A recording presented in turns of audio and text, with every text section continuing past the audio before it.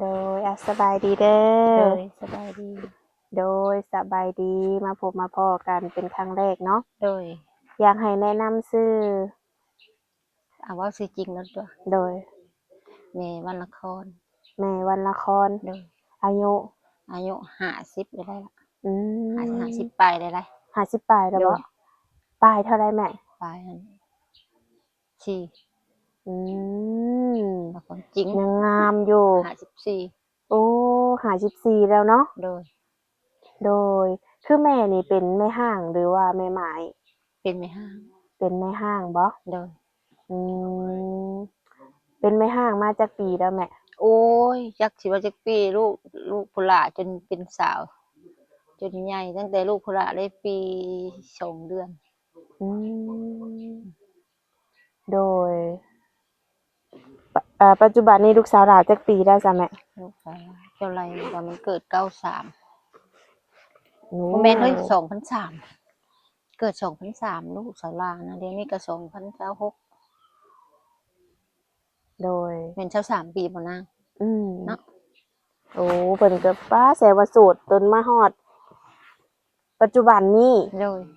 โอ้คือทางแม่บ่ได้เปิดใจให้ไผบ่บ่ซะเปิดใจให้ไผแล้วบ่จักแนวเลี้ยงลูกก็เลี้ยงไปอืแบบบ้านมๆเนาะนี่แหละบ้านนอกเฮาเนาะหาไรก็ไร่อันนั้นกินไปตามบ้านนอกบ้านนาโดยลูกก็มีแต่ผู้น้อยเด้ซ้ำบ่ทันมีผู้หาหยังไรแต่ว่าลูกใหญ่แล้วลูกก็แนะนำในนั้นในนี้พอสิได้อยู่สบายพอสิมีช่องทางคุยแบบว่าบ่ให้เหงาว่าซั่นนะเพิ่นว่าลูกว่าอืจักบ่เหงาแม่เอ้ยอยู่ผู้เดียวก็อยู่ผู้เดียวเลยในเรือนบ่ได้มีไผโอ้อืมลูกก็บ่ได้อยู่น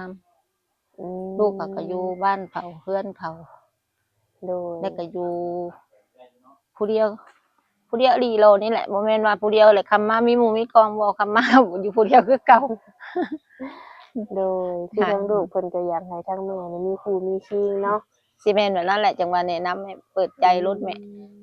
บ่ทันได้แก่ปานใดดอกเออลูกว่าโดแม่ก็ยมันจะสิเป็นไปได้บ่นะเป็นนะเป็นดอกวะเฮ็ดเนาะอืแม่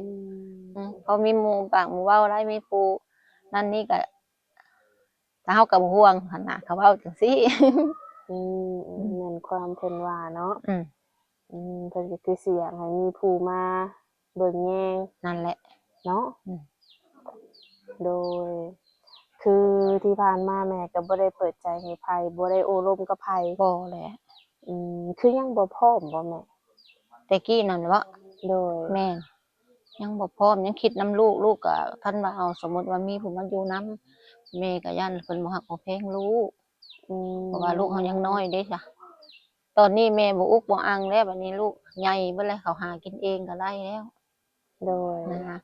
ยามแม่เป็นหยังแม่คือเปิดใจแม่เวลาแม่เจ็บแม่เป็นลูกอยู่ไกลอยู่ห่างอืนะบ่มีหมู่มีมคู่ซั่นหรอก โดยอืมแม่นความเพิ่นว่าเนาะอืมโดยแล้วแบบว่าครอบครัวของแม่นี่แบบข้าวน้ำซ้ำปลานี่มีกินอยู่บ่มีอยู่อืมีก็ลูกมสาวส่งเงินให้แม่ซื้อไว้ อืบอกมีนาแต่บ่มมีผู้พาเฮ็ดว่าซั่นซะมีอยู่นาก็ได้ไทนานี่มีเนาะ มีอ๋อือมคือลูกสาวเพิ่นไปไทยบ่โดยอืมเพิ่นมีครอบครัวแล้วลูกสาวนะโดยมีไปแล้วอืมีแล้วจังว่ามเขาก็ยากไปยากมาเด้จ้ะคันโดแม่ไปยแม่ก็ห่วงเฮือนห่วงบ้านห่วงหั้นห่วงนี่ อืลูกก็ยังมให้ไปอยู่โดยคือแบบสมมุติว่าแม่แบบว่าเปิดใจมามีผู้มักฮักก็แม่สิเอาบ่พอเป็นไปได้แม่ก็ว่าจังซั่นแหละจังเปิดใจอืเออมแล้วก็เบิ่งกันไปคันว่าพร้อมเนาะแม่ก็โอเคนั่โดนยนะบ่ว่าหรอกสิมาเห็นกันหนึ่งมื้อหนึ่งสองมื้อหรือว่าเดือนหนึ่งสองเดือนแม่นเอารถแม่ก็บ่พราวแม่ก็อยากเดาๆกันไปนะขออืงเฮาก็เฒ่าเฮาก็มแก่แล้วเด้เพราะว่าเป็นหยังเฮาก็ฮู้โดยหมู่ฮักเฮาส่ำใดเฮาก็ฮู้โดยอืมอือืมมแล้วแม่สมมุติว่ามีสามีใหม่อีกนี่นะแม่ต้องให้เพิ่นมาอยู่นำบ่ แม่นโอ้คือไปอยู่นำเพิ่นบ่ได้เนาะบ่ได้แม่ไปบ่ได้อืมโดโดยถ้าไปบ่มีไผอยู่เฮือนแม่นบ่บ่มีไผอยู่เฮือนบ่มีไผอยู่เบิ่งหั้นเบิ่งนี่เด้ ให้หน้าผ่าทางเด้ซะก็ยังห่วงอยู่ก็เฮาได้เสียค่าภาษีหันนี่แหละลูกเอ้ยหลายอย่างของแนวเฮาเป็นหลัก อืม แต่ว่าเปิดใจเบิ่งว่ามีผู้ถูกมกถูกใจก็ลบกันเบิ่งนะ โดยอืมคือแบบว่าช่วงหน้าแล้งแบบนี้แม่ก็บ่ได้ค้าขายหยังบ่แม่ฮะบ่ได้ค้าขายหยังเลยคันลูกไปกับแม่ก็เอาหลานค่าห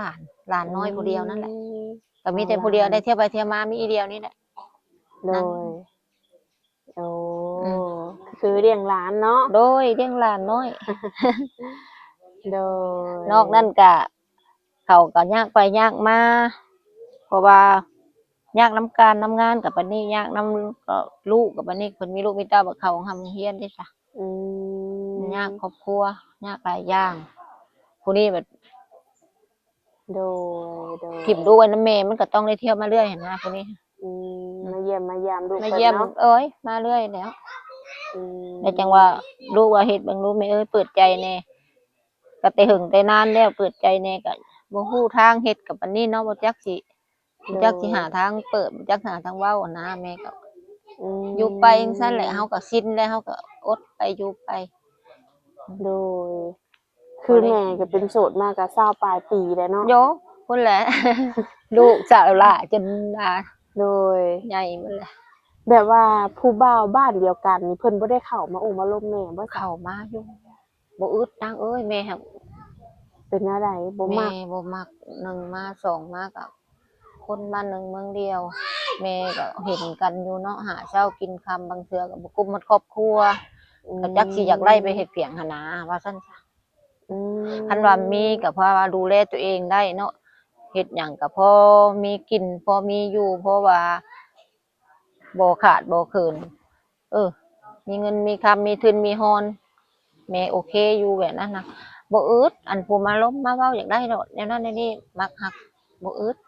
เป็นหยังแม่คือบ่เปิดใจให้บ่เปิดเนี่ยมันก็พอๆกันกับว่าเฮาอยู่ผู้หนึ่งผู้เดียวเนาะทุกข์ๆยากๆคนสามัญบ้านนอกเฮานั่นแหละ โดย นั่นแหละ อืม บ้านนอกก็เอาเป็นรักไล่เฮาก็เอาอยู่อันนี้มันสิบ่เป็นรักเฮาแม่ก็เบิ่งฐานะของเขาแม่ก็บ่ อื มันบ่เป็นรักให้เฮาได้เฮาก็บ่โอเคบ่ตกลง โดย แต่ว่าแม่บ่เกลียดดอกล้มมันก็ล้มคุยก็คุยเป็นหมู่เป็นเพื่อนเป็นฮักเป็นแพงแม่ก็เอาแม่ก็คุยนำ อืม ให้ตัดแม่บ่ตัดแม่บ่เลยเคยตัดคน โดย คือแบบว่าสมมุติว่าคือมื้อนี้แม่ออกมาออกมาเปิดใจเนาะ โดยคือแบบว่าแม่ออกมาเปิดใจแบบนี้นี่ถ้าว่าหนุ่มไทยเขามาโอบมาลมแม่ก็ลมบ่ ล้ม อืมลมเนาะ โดย โดยแต่ว่าถ้าว่าสิเอาเฮ็ดลูกเฮ็ดผัวนี่ต้องให้เพิ่นมาอยู่นำเท่านั้น แม่นต้องให้มาอยู่นำจังแม่จังโอเค อืม ถ้าเพิ่นว่าบ่มาอยู่นำก็เดือนละเทื่อบ่หรือ2เทื่อแม่ก็โอเคอยู่เพราะว่าแม่ก็มีลูกอยู่ อื นะ ม พอมีที่พึ่งบ่ได้พึ่งเวลาเฮาสิเว้าบ่ถูกนะเจ็บมาเป็นเวลาลูกเต้าบ่อยู่ก็พอมีที่พึ่ง โด นั่น ย เองบ่พึ่งทั้งตนโตว่ากะทั้งเงินเนาะเฮาเป็นหันไปนี่หมู่ก็มาทันหมู่ก็มาไวเพราะว่าคันเฮาเป็นเนื้อคู่เฮาเองหั่นน่ะ โดย มันก็อาศัยง่าย โดย เหมือนความแม่ว่า อ่า เนาะ โดย แล้วคือแบบว่าทางแม่นี่สิเอาผู้ชายแบบใดซะแม่ที่ว่าเข้ามาหานี่นิสัยใจคอเพิ่นนี่ ผู้ชายเอาแบบนิสัยใจคอบ่มักกินเหล้าบ่มักตัว อืม เว้าตรงเปิดใจใช้แบบว่าแม่มักบริสุทธิ์ โดย แม่เป็นคนแบบนั้นได้ อืม กับครอบกับครัว โดย เฮ็ดหยังก็คือพร้อมใจกันแล้วก็คือว่าเฮาให้เกียรติเพิ่นเพิ่นให้เกียรติเฮาแม่มัก อื อื ม สิผิดแม่เอาไผให้ไล่คะแนนว่าให้ฮู้สิเฮ็ดหยังทำหยังให้ฮู้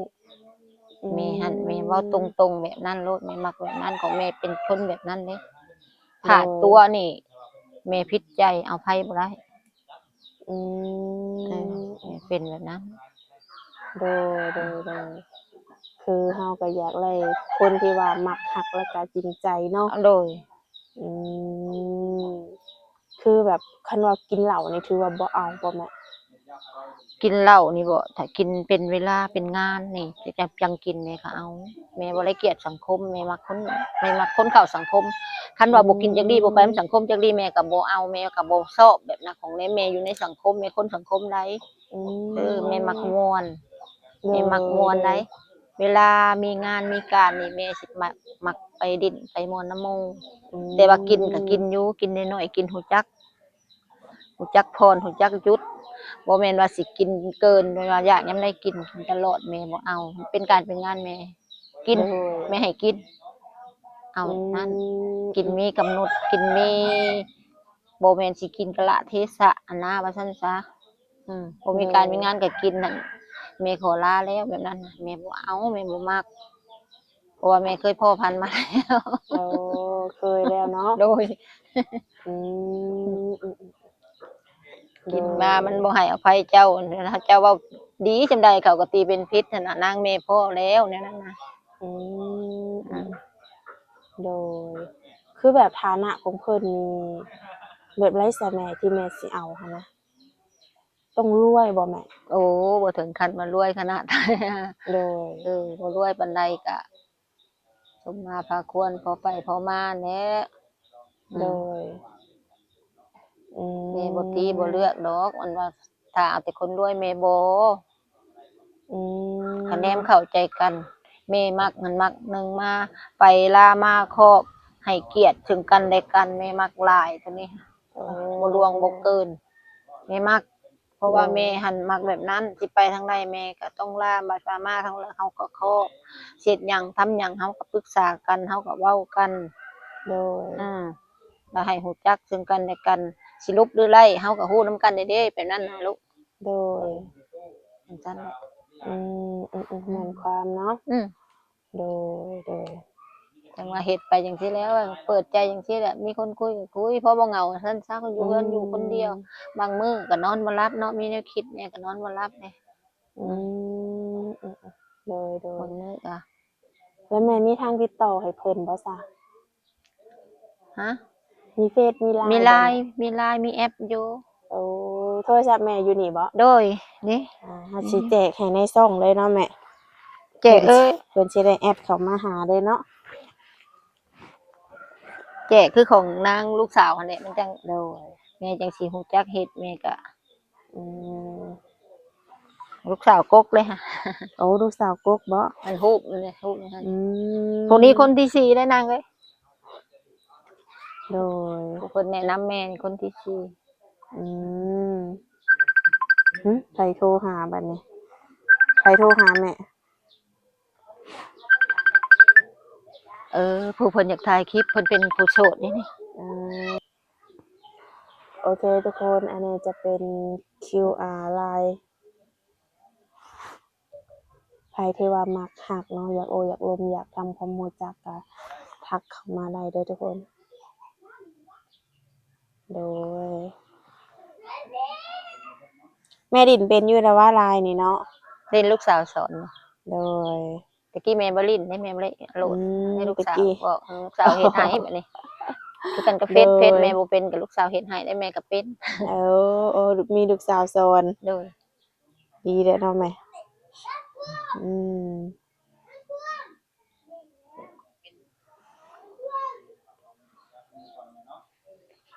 นี่จะเป็นเฟซทักเข้ามาได้นะทุกคนสำหรับหนุ่มคนไหนที่ว่าบ่ดิ้นไลน์ดิ้นเฟซอันนี้จะเป็นเฟซของแม่วันเนาะโดย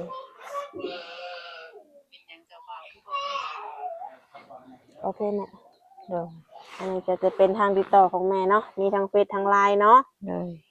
โดยถ้าว่ามีหนุ่มๆแอดมากอะ